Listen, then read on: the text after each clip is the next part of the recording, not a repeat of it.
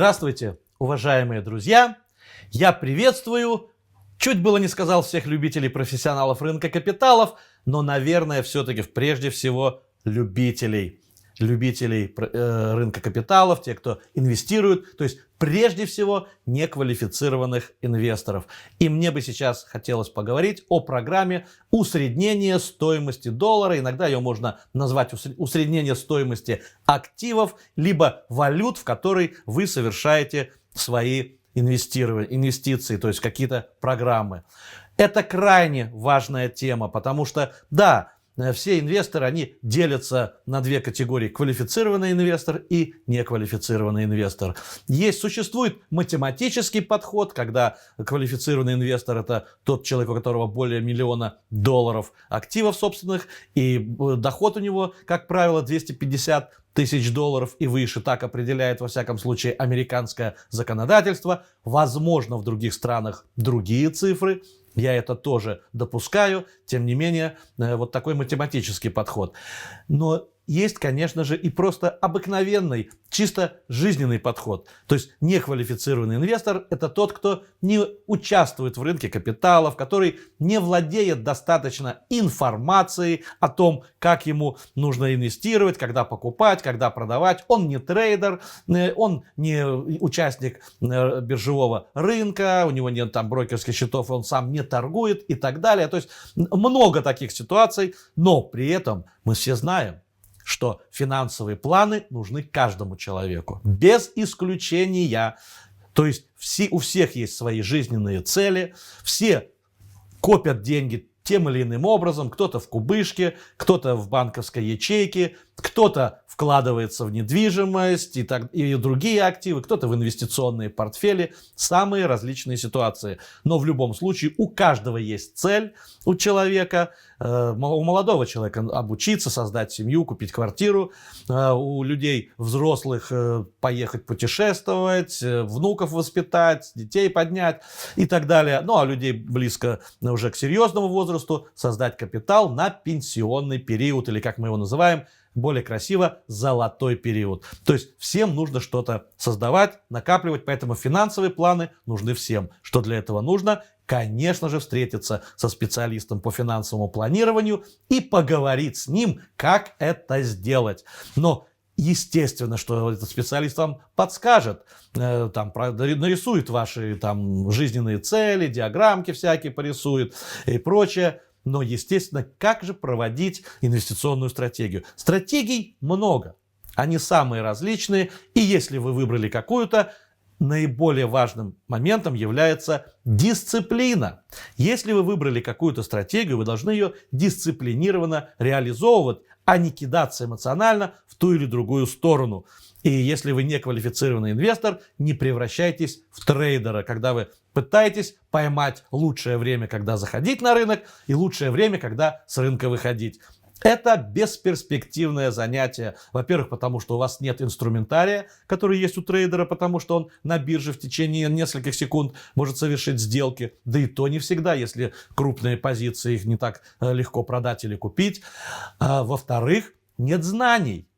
Поэтому есть стратегия, проверенная временем, которая называется усреднение стоимости доллара. На сегодняшний день она является одной из лучших, если не сказать единственной лучшей стратегией для неквалифицированного инвестора. Вот это важно запомнить и важно понять. Хочу сразу отметить, в мире не существует ни одной инвестиционной стратегии, которая бы была гарантированной, которая бы говорила, что да, мы 100% вы на этом заработаете. Всегда существует вероятностная ситуация, то есть всегда существует вероятность. Она базируется на конкретных обстоятельствах, на конкретном тайминге, на временных горизонтах и так далее, так далее. То есть на времени, сколько вы позволяете себе до ваших целей, чтобы у вас прошел портфель по инвестициям. Долгосрочное инвестирование в 15-20 лет – это наилучший способ. Если вы на 3-4 года, произойдет сейчас кризис, как сейчас, из которого нужно выходить, как сказали, как минимум 5 лет. И может случиться ситуация, что не хватит этих 5 лет, если вы проинвестировали на вершине. Поэтому, конечно же, берите в учет время, которое очень важно, ваш режим инвестирования и то, что мы называем программа усреднения стоимости доллара. Давайте мы сейчас с вами ее посмотрим, чтобы четко определить, как она работает, главные ее принципы и почему она так выгодна для неквалифицированного инвестора, почему она приносит ему какие-то серьезные бенефиты. Подчеркиваю еще раз, гарантированных стратегий не существует. Если кто-то вам будет говорить, что есть гарантии, это не так, гарантий нет нигде. Вот. Ну, гарантию, конечно, дает страховой полис, да, мы уже с вами знаем. Это единственный инструмент, да и тот иногда бывает хромает, но тем не менее это так. Поэтому это наилучшая стратегия и с точки зрения вероятности долгосрочная стратегия, которая позволяет неквалифицированному инвестору добиться своих жизненных целей, а точнее прийти к жизненным целям с определенным багажом финансов, то есть определенных фондов, которые помогут ему реализовывать эти жизненные цели. Давайте посмотрим, я подготовил презентацию, которую мы с вами изучим и увидим, почему же что это за стратегия, как она работает и почему она хороша для неквалифицированного инвестора. Итак, у нас программа, которая называется «Усреднение стоимости доллара», то есть программа усреднения. Мы с вами сейчас посмотрим, это на сегодняшний день, я, может быть, повторюсь, но это важно понимать, это лучшая стратегия для неквалифицированного инвестора, проверенная временем. Опять-таки еще раз повторю, что когда мы говорим про неквалифицированного инвестора, чаще всего мы имеем в виду инвестора некомпетентного. Это человек, который не занят ни в какой инвестиционной либо финансовой индустрии, не является трейдером. Он просто не знает очень многих вещей, связанных с финансовыми процессами. Он, как правило, слабо разбирается в ценных бумагах. Да это и не нужно ему знать, это важно тут понять как раз-таки, что важно, чтобы он понимал и осознавал важность финансовых планов, важность того, что каждому человеку нужно проводить свою определенную программу для того, чтобы собирать или накапливать, либо иметь деньги к той или иной жизненной цели, которая у него формируется. Хочу подчеркнуть, что программа усреднения стоимости доллара – это не программа поиска большей доходности, либо как-то больше набрать денег, чем лучшие программы какие-то другие. Нет, это программа как раз-таки для ориентира именно вот неквалифицированного инвестора, чтобы он понимал, куда же, как ему реализовывать, как ему проводить свои инвестиционные планы. То есть вот для этого это и создано. Давайте сейчас посмотрим. И еще раз, программа усреднения стоимости доллара, она предполагает инвестирование только в некие такие пуловые инструменты, или то, что мы называем программой коллективного инвестирования, различные пуловые портфели, либо паевые инвестиционные фонды, которые сегодня известны как ПИФы, когда-то их называли взаимные фонды, это все одно и то же. Именно только сюда можно, для этих инструментов можно использовать программу усреднения стоимости доллара.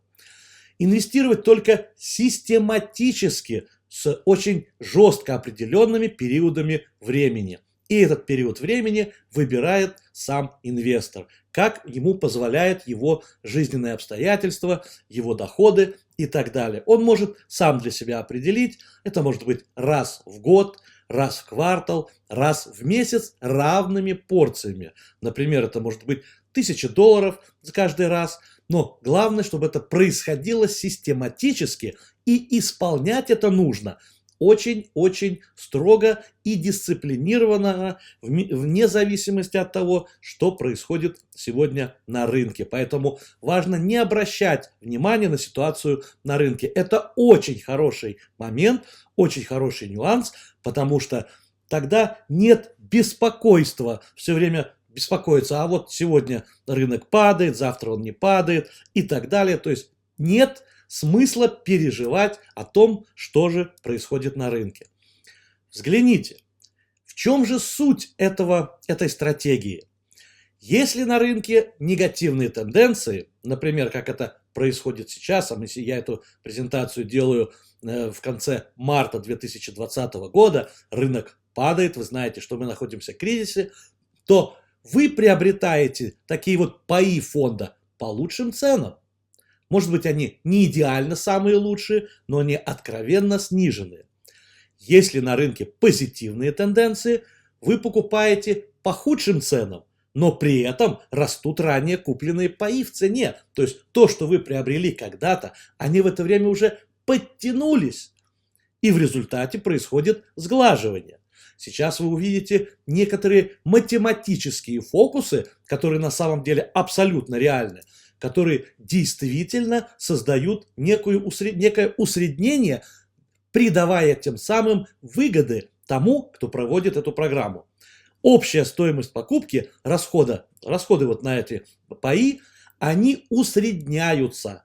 То есть не просто математически берется некое среднее, а они усредняются еще и за счет конкретных цен и сумм, которые вы реализуете.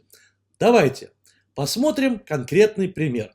Мы сейчас не будем замахиваться на большие суммы. Я знаю, что кому-то, конечно, кто-то может позволить себе и по 10 тысяч долларов инвестировать, там, я не знаю, в месяц, а может быть даже и по 100 тысяч долларов. Сейчас не в этом дело. Сейчас надо посмотреть суть этой программы.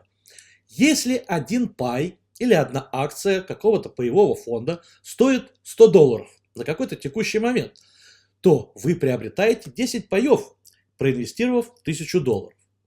Если пай стоит 105 долларов, то вы покупаете 9,534 тысячных пая за 1000 долларов. Обращаю внимание, что когда вы покупаете паи взаимного фонда, либо паевого фонда ПИФа, то они обычно рассчитываются до 1 тысячной. Это стандарт такой принят.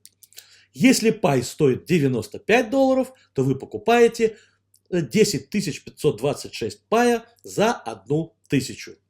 Вот это исходная позиция, то есть для наших расчетов. Что же мы получили? Если взять и тупо посчитать среднюю цену математически, то есть просто мы берем, складываем 100 плюс 105 плюс 95, как в этом примере, и делим на 3, то есть было 3 закупки, то мы получим 100 долларов за пай, и как бы средняя, ни к чему она нас и не привела, и мы ничего толком здесь, казалось бы, и не выиграли. Если посчитать цену по методу усреднения, то получим следующую ситуацию. Всего мы купили 10 плюс 9534 плюс 10 526 тысячных пая. Итого у нас получилось 30,6 паев.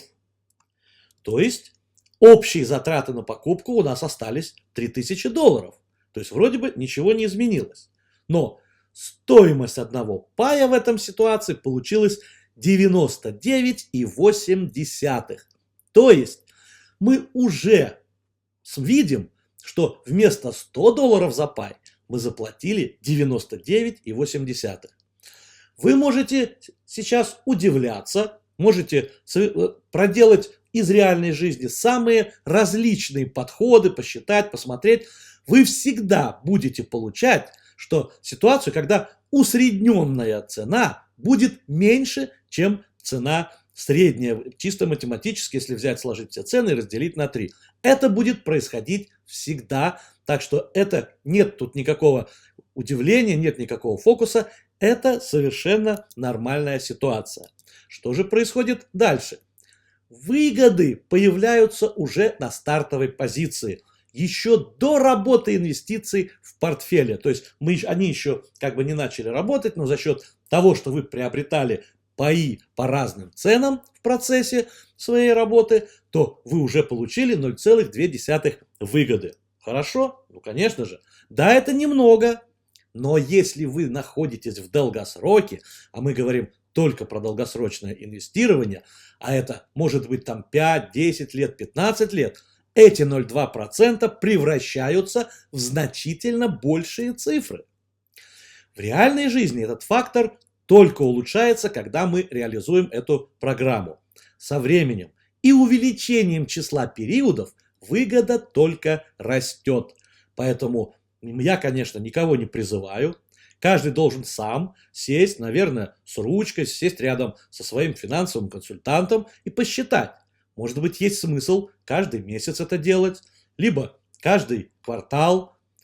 Традиционно делают раз в год. И заметьте, что страховые компании, они стабильно призывают делать это раз в год, свои премии платить. То же самое и очень многие другие программы. Они говорят, как минимум раз в год делайте это. Но если есть возможность, то призывают делать это, увеличивая число периодов. Главное, если уж выбрали какой-то вариант, какой-то план для себя составили, его надо дисциплинированно реализовывать. Потому что инвестирование раз в месяц лучше, чем раз в квартал. И лучше, чем раз в год в плане применения данной программы усреднения стоимости доллара. Что же у нас происходит дальше? А давайте мы посмотрим таблицу результатов при ежегодном инвестировании 1000 долларов в год. То есть вот некую ситуацию возьмем. И давайте, конечно же, мы возьмем базовые элементы. Естественно, что я не призываю и не рассматриваю какие-то конкретно портфели, потому что эта программа не рекламная, я не собираюсь что-либо рекламировать. Поэтому за основу мы возьмем обыкновенный ETF, который называется SPY. Это ETF, который отражает поведение широкого рынка, в частности индекса S&P 500, которого вы видите каждый день. Вы заходите, можете посмотреть, зайти на финансовые сайты и посмотреть, как он развивается. Можете даже сделать свою собственную домашнюю работу, если вы не поверите вот этой вот таблице. И вы можете взять и провести свои расчеты. Эти данные в свободном доступе находятся, поэтому вы можете просто взять S&P 500 и даже не смотреть именно этот SPY, а просто S&P 500 взять. Индекс или любой другой индекс, не имеет значения, Dow Jones там или NASDAQ, и сделать свои расчеты. Какие же мы берем за основу позиции? Посмотрим. Каждый год инвестируется 1000 долларов. Это отправная точка. Далее.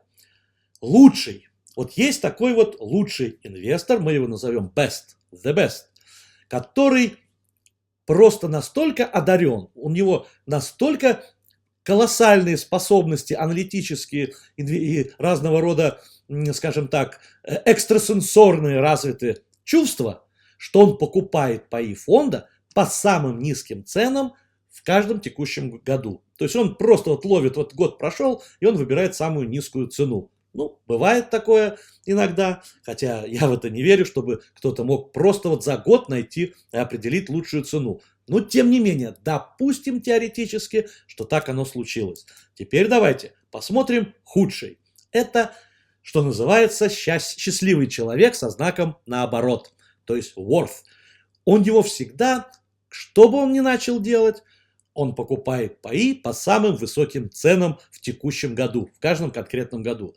Такое тоже бывает, и такое, к сожалению, бывает и в жизни, потому что инвесторы, они 80% покупают по худшим ценам, ибо они, когда не нужно, они покупают на самом верху, и они продают на самом низу, когда действительно продавать не нужно. Такова правда жизни. Поэтому у нас не лучший будет вариант всегда получаться в реальной жизни, а, как правило, в реальной жизни получается худший вариант от неквалифицированного инвестора. А есть у нас один господин, назовем его 1 марта, или же вот первомартовщик такой своеобразный, который решил, не буду смотреть ни на что. Я буду... Вот для меня существует только 1 марта. Это конкретная дата, когда он готовится, берет свою 1000 долларов, инвестирует ее вне зависимости от того, какая цена на рынке. И он покупает паи фонда по ценам на 1 марта каждого текущего года, вне зависимости от ситуации на рынке и не обращая внимания на то, высокая эта цена или низкая. И далее мы слева видим табличку. Я ее, конечно же, я готовил эту презентацию примерно год назад, поэтому я прошу прощения, сюда не вошли вот кризисные элементы, но это не имеет значения. Вы можете сами добавить 2020 год, 1 марта. Вы увидите, что цифры от этого не станут в принципе другими. Они все равно будут выдерживать эту программу усреднения доллара вне зависимости от того, будет рынок падать или будет рынок расти. Как следствие, мы получили довольно-таки такую любопытную ситуацию по итогам 2019 года. Мы получили, что лучший заработал 46 250 долларов. Ну, я буду пропускать центы, чтобы нам слишком на этом не концентрироваться, это не имеет значения. Худший заработал 40 133 доллара. То есть даже с учетом того, что он совершал неправильные действия каждый год, но уже само то, что он реализовывал программу систематического инвестирования, уже принесло ему определенные выгоды. А тот, кто дисциплинированно совершал свои поступки и инвестировал 1 марта каждого года, заработал 45 долларов 859. Взгляните. Да, не все заработали значительно больше, чем худший, но тот, кто реализовывал систематическую программу, отстал всего лишь где-то чуть меньше 500 долларов от лучшего. Но что делал тот, кто 1 марта? Лучший там сидел, изучал книги, анализировал, совещался с разными специалистами, с экстрасенсами, то есть тратил свою жизнь непонятно на что. А тот, кто 1 марта, тот молча занимался своим делом, может быть, его вообще сама индустрия инвестиций не интересует, но он просто тупо сказал: вот у меня есть финансовый консультант, он мне посоветовал, вот тебе 1 марта эта сумма. И отстал всего на 500 долларов. Давайте посмотрим, что же у нас выглядит это. И график сравнения лучшего-худшего и тот, кто 1 марта. Вы удивитесь. Синий цвет – это лучший. Желтенький цвет у нас худший, а серенький цвет, вот такой серый невзрачный, это тот, кто реализовал программу усреднения стоимости доллара. Взгляните. Тот, кто шел по лучшему сценарию, смотрите, у него взмахи были больше, падали, но тем не менее он пришел примерно к одному и тому же результату, и только худший от них отстал. А в целом они практически сошлись на одном и том же. Это очень-очень хорошо. Давайте посмотрим следующую ситуацию, следующую картинку. Процент доходности инвестирования лучшего и худшего на первое, и то те, кто мы назвали его первомартовщик.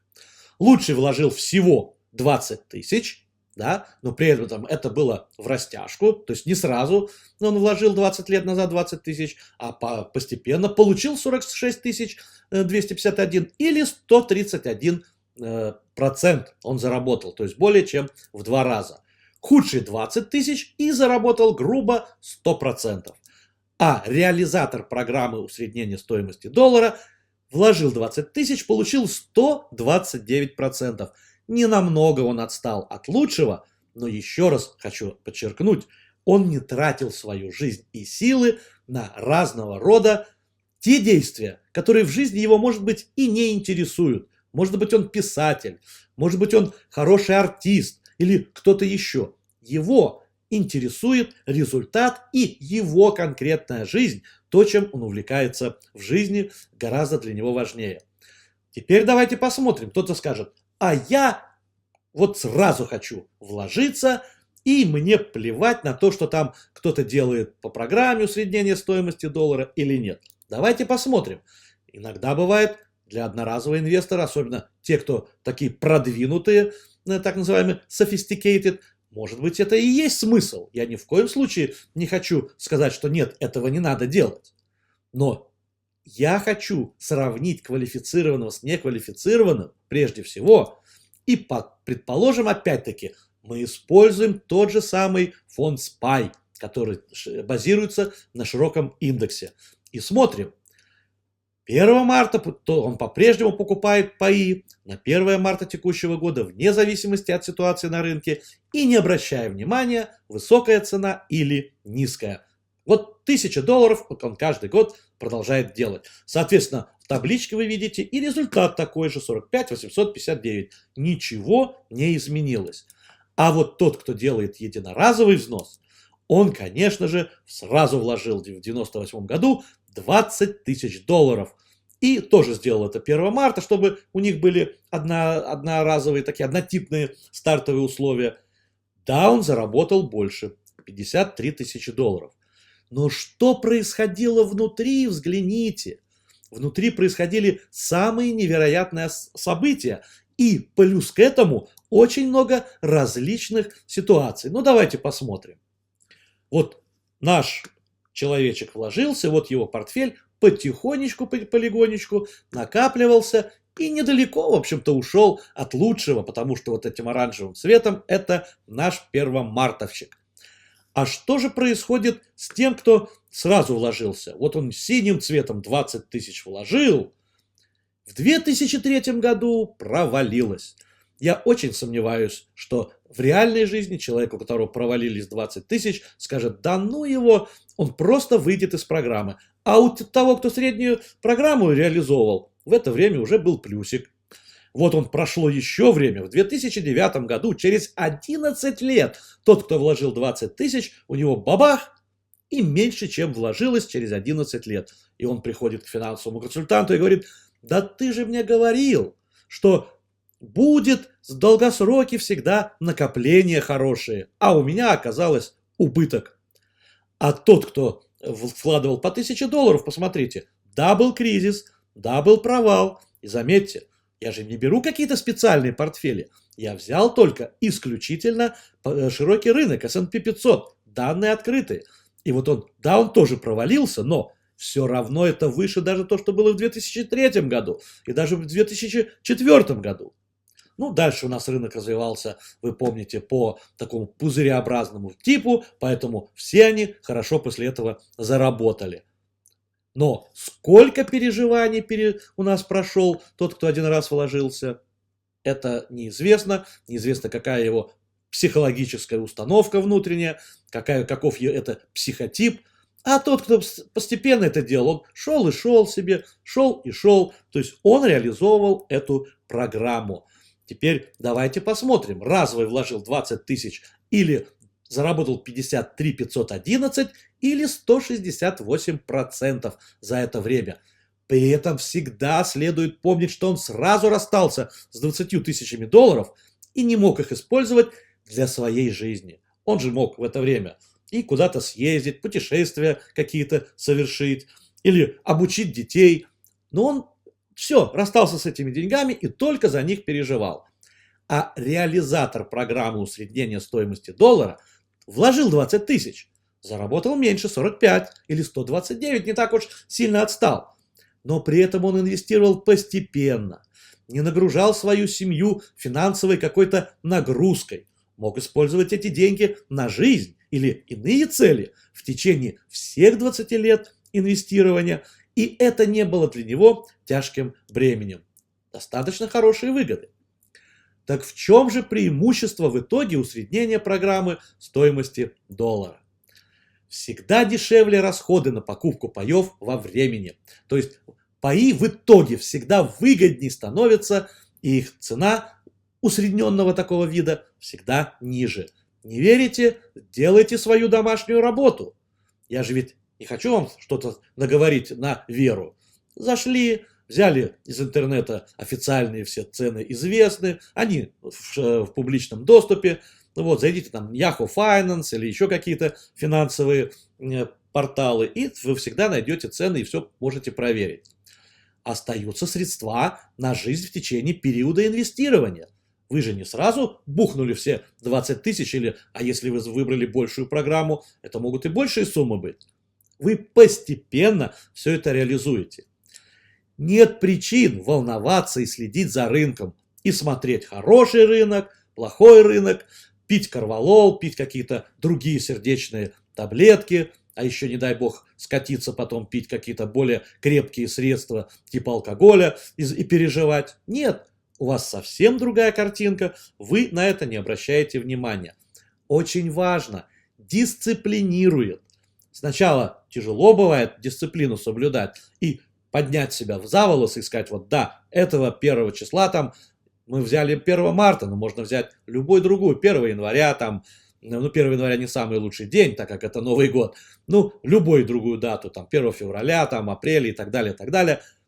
И четко знать, что вот в этот день я буду совершать такие вот шаги. Нет соблазна гнаться за рынком в поисках сомнительного выигрыша. Если вы посмотрите ситуацию, вы увидите, что, как правило, игроки, или, как говорят по-английски, гэмблеры, или там спекулянты сомнительные, да, они, как правило, проигрывают в этой ситуации, и угадать, что же было лучшая цена, что же худшая, очень-очень сложно даже профессионалу. А тем более непрофессионалу это сделать намного хуже. И какие некоторые примечания. Еще раз мы начинали с этого, я еще раз это отмечу. Если вы трейдер или спекулянт на биржевом рынке, или рынке деривативов различных, там опционы, фьючерсы и так далее, никогда не применяйте эту стратегию усреднения своих позиций. Помните, мы говорили, это работает только для коллективного инвестирования, то есть паевые фонды, коллективные портфели и так далее.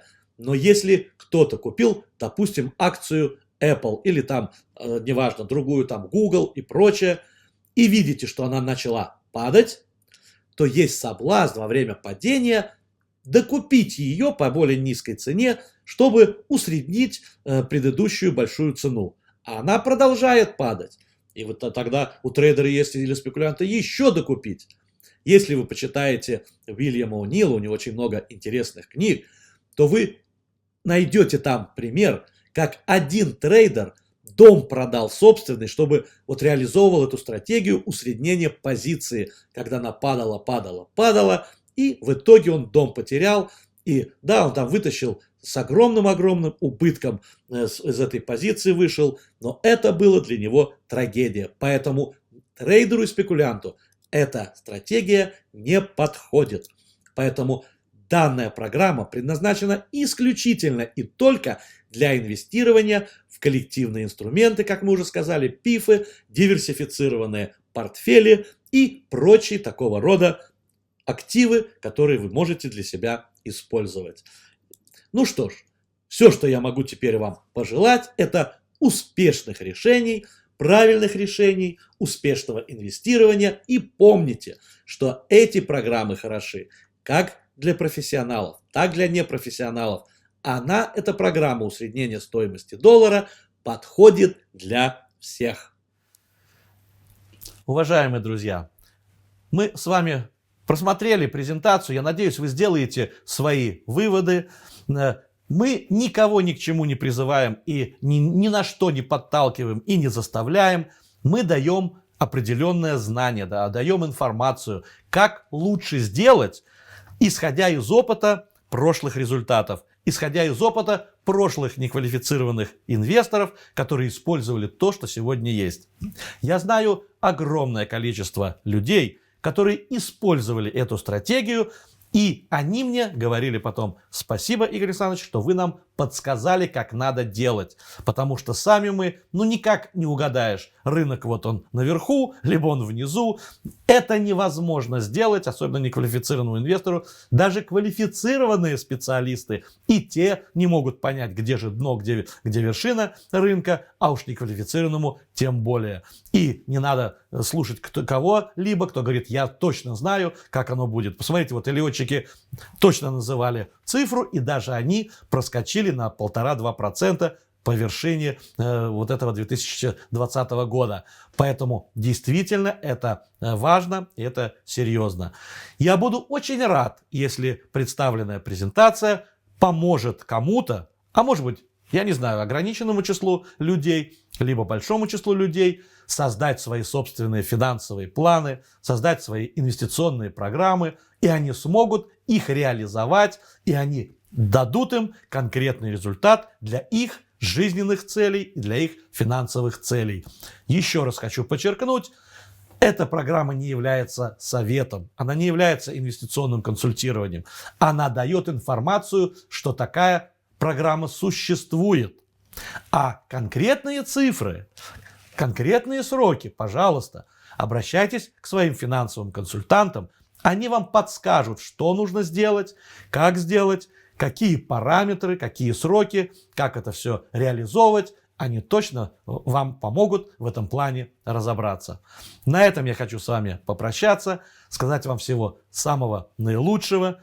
Будьте обязательно здоровы, любите друг друга, относитесь друг к другу уважительно. Запомните, что создавая финансовый план, вы его обязательно создаете для семьи, а не только лично для себя. Хотя, конечно, прежде всего вы на себя ориентируетесь, но у вас есть любимые люди, супруга, супруг, дети, внуки и так далее. Все это возможно, и о них нужно думать.